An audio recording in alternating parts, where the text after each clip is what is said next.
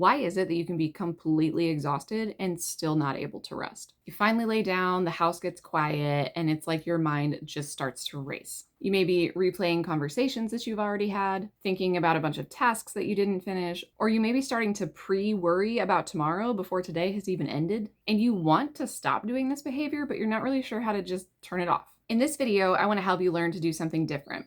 We're not going to fix everything and we're not going to figure it all out, but we are going to learn how to let it go. Let's walk through how to quiet your mind, release the day, and prepare for rest. Psalm 4:8 says, "In peace I will both lie down and sleep, for you alone, O Lord, make me dwell in safety." So there's a lot of hidden weight that we carry. Most of us don't actually end our day. We tend to carry it into our nights. This is especially true if you are working any type of job. Very often it comes home with you. You may be just thinking about it, or you may be answering emails, maybe getting notifications from somebody, but this also runs over into our personal and home lives.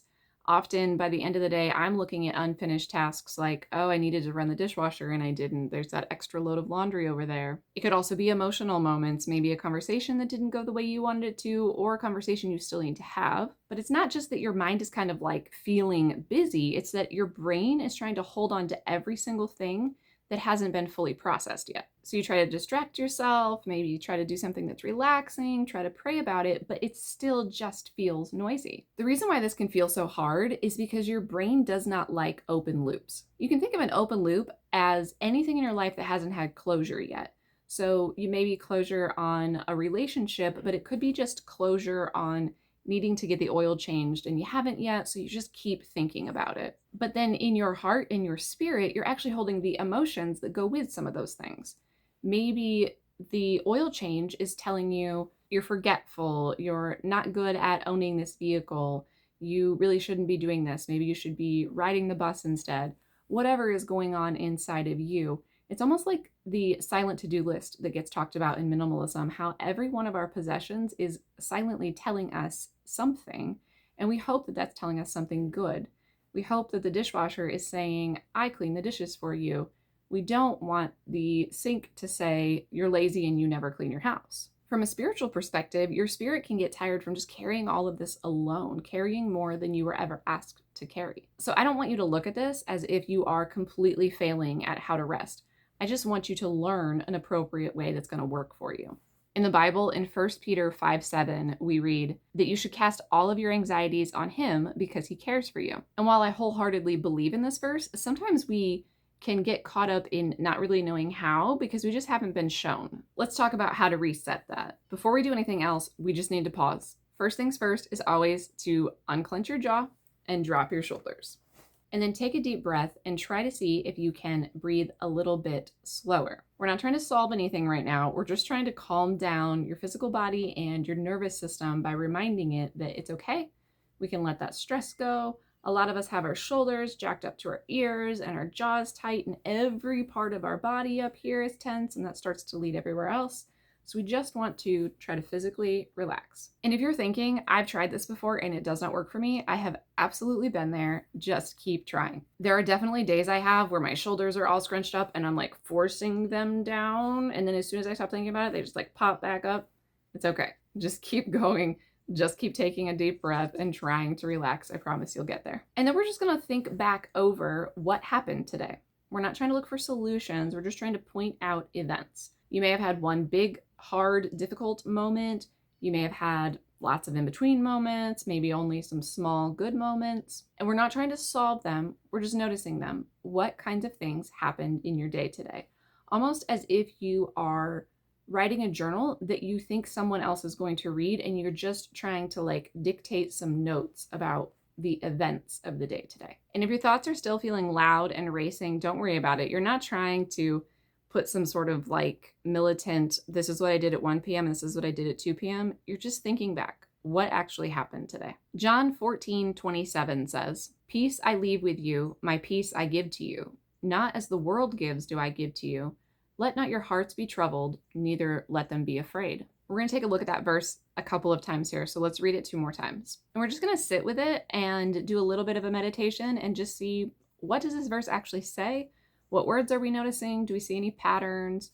We're just kind of looking at it. What do we got? We're not necessarily deeply analyzing it so that we can figure out what that Greek word meant. We're just kind of analyzing what's the structure of it. What are we talking about? John 14:27.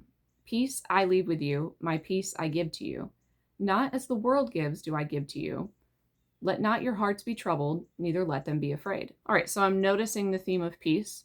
And if you're unfamiliar with what's going on in this chapter, it's always a good idea to ask who's talking and who are they talking to. You know, yes, we're reading in the book of John, but this is Jesus speaking. And our recurring theme here is peace, but not a human made peace. It says, peace I leave with you, my peace I give to you. So we're getting an otherworldly peace through Jesus, and he's giving it to us. He doesn't say, my peace you have to earn with lots of works. My peace you have to earn by being a perfect parent. He's saying, I'm leaving it with you. It's going to stay here, and I'm giving it to you as a gift. And then it ends with, let not your hearts be troubled, neither let them be afraid. Now, I don't think that that's saying never feel fear for the rest of your life. That's humanly impossible. But what he's saying is, don't let fear and troubles take such a root in your heart that you can't see anything else. And the reason we're doing this reset is because those things are starting to take hold and we're not really sure where we're supposed to be. So we kind of need to anchor ourselves back in Christ and remember, his peace is not the same as the world's peace. The world is going to promise you a million things that are never going to fill that God-sized hole. So we've got to get back to this. We've got to get back to Jesus. So how does this come back and relate to letting go of our day? Well, in some instances, we may be able to say, you know, those things that bothered me today, they're not really that big in the grand scheme of things, and it's okay. In light of eternity, I can put that down. But sometimes, to be honest, we have a day so big that you just don't know how to put it down. Now, biblically, I think there is an argument for saying it actually doesn't matter how big our day feels. God is always bigger than whatever's going on, and God's always in control. But then there is a human honesty in also knowing some days are so bad that you're just questioning it all, and it's heavy, and you just don't know how to put down that diagnosis that came in, the loss of that relationship. They're just overwhelming you. But as difficult as that day may turn out to be, you don't have to carry these things in tomorrow. Not saying that you should just totally forget about everything that's happened. Maybe a diagnosis has come in and you do need to take steps tomorrow to take care of something. That's fine. But it doesn't have to eat away at you to the point that you're not sleeping and then you're stressed all the time, and now the diagnosis is getting worse because you don't feel good because you haven't rested in the last 6 months. So it's okay to stop, recenter yourself in Jesus's peace, and pray something simple like, God, I'm handing this to you, even the parts I don't understand, and especially the parts I don't understand. Remember that all of tomorrow does not need to be figured out today. I am a very to-do list kind of person, so at the end of the night, I am thinking, do we have meat thawed out for meals tomorrow? I homeschool, so I'm thinking, what school lessons are we trying to get through tomorrow? Does anybody need anything for that? Are we going anywhere? Do we need to have any like special laundry done?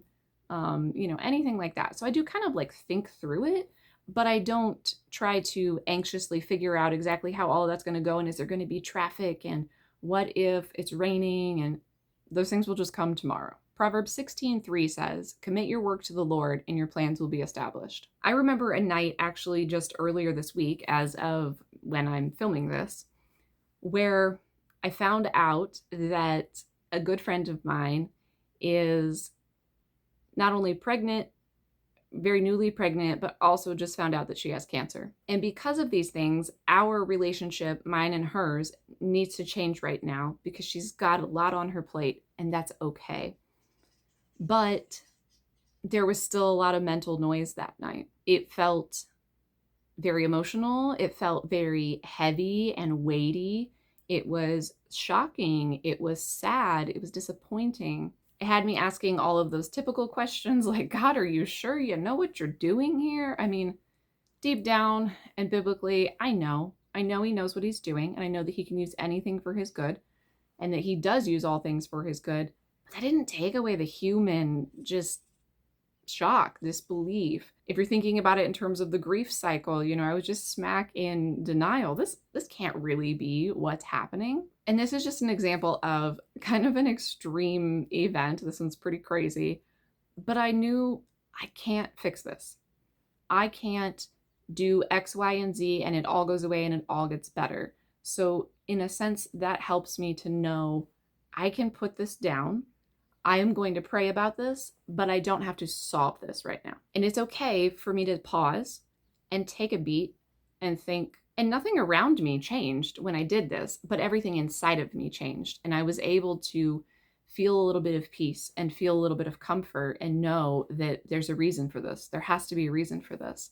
God doesn't just do things because he's bored. He's doing things because it orchestrates into all of eternity and eventually it brings him glory. So there's a reason for this. Now, that's just a really heavy example because it's just something that I've been personally going through this week, but it doesn't have to be that big. Sometimes the things that are driving me crazy at the end of the day are the fact that my 9-year-old is behind in math and it's driving me nuts. It doesn't always have to be this like earth shattering news. So if you're thinking back through your day and going, well, my example isn't that weighty, it doesn't really matter. They're still personal to each person and you're still experiencing that and going through that.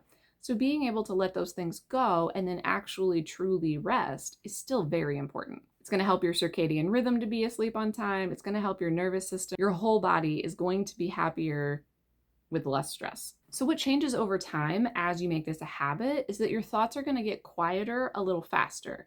And it's not going to be overnight, but if you practice letting these things go every night, you're going to start to notice in a week, in a month, in 6 months, that you're not so reactive and you're able to process things a little bit better. Your spirit is going to feel lighter and you're not going to be carrying everything on your shoulders all by yourself. You're going to realize that you can release a lot of these things to God.